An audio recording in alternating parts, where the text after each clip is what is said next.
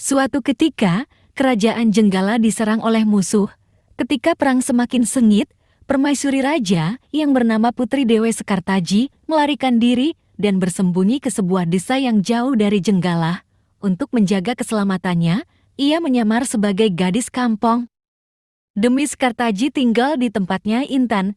Nyai Intan adalah seorang wanita kaya yang mempunyai 3 putri, yaitu Kelenting Abang, Kelenting Ijo, dan Kelenting Biru. Olehnya Intan, Dewi Sekartaji diangkat anak dan diberi nama Kelenting Kuning. Setelah keadaan di kerajaan Jenggala kembali tenang dan aman, sang pangeran mencari jejak istrinya. Ia pergi dan menyamar menjadi seorang pangeran yang sedang mencari jodoh. Panji Asmarabangun menyamar dengan nama Anda Andelumut, lalu membuat sayembara. Dalam waktu singkat, berita sayembara itu tersebar jauh hingga desa si Kelenting Kuning. Kelenting Abang, Ijo, dan Biru mendengar kabar sayembara itu. Mereka sangat senang dan ingin mengikuti sayembara itu. Kita harus berhias agar terlihat cantik dan memikat hati sang pangeran. Kata Kelenting Abang benar sekali. Kita akan memakai pakaian dan perhiasan yang paling bagus.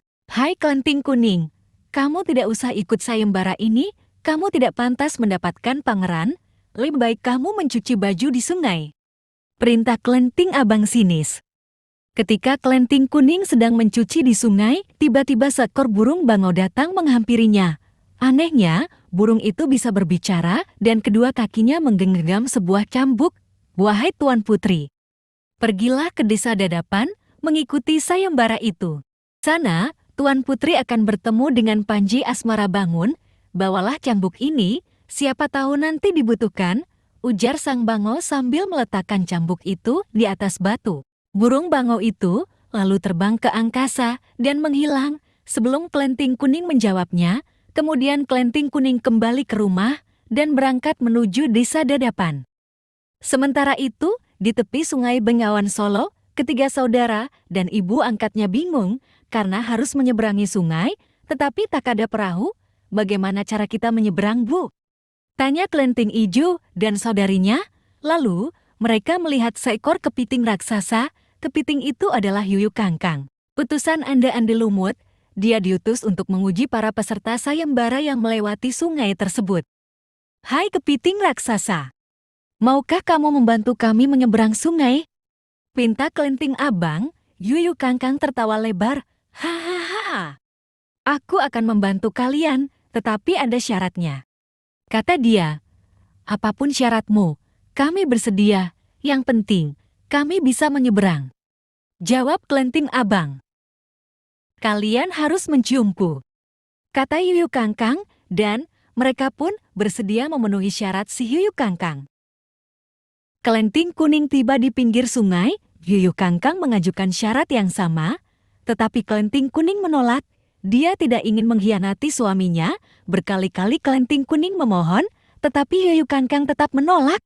Akhirnya, Kelenting Kuning memukulkan cambuknya ke sungai, dan seketika itu air sungai Bengawan Solo surut. Melihat itu, Yuyu Kangkang ketakutan dan segera menyeberangkan Kelenting Kuning, bahkan mengantarnya sampai desa Dadapan. Sayembara pun dimulai secara bergiliran. Kelenting Abang dan adik-adiknya menunjukkan kecantikan mereka di hadapan Anda Andelumut. Namun, tak seorang pun di antara mereka yang dipilih oleh Anda Andelumut. Ampun pangeran, hamba mohon, terimalah salah satu putri hamba. Ibanya Intan.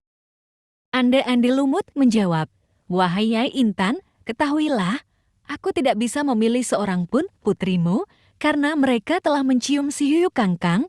Sambil menunjuk Kelenting Kuning, pangeran melanjutkan, aku memilih gadis ini karena dia lulus ujian, tidak mau mencium si Yuyu Kangkang. Nyai Intan dan ketika putrinya baru sadar bahwa mereka ditolak oleh Anda Andelumut karena tidak lulus ujian, kemudian Anda Andelumut membongkar penyamarannya dan mengatakan bahwa dia adalah Panji Asmarabangun. Kelenting Kuning sangat bahagia karena bertemu lagi dengan suaminya. Terima kasih telah menonton video kami. Jangan lupa like-nya, ya.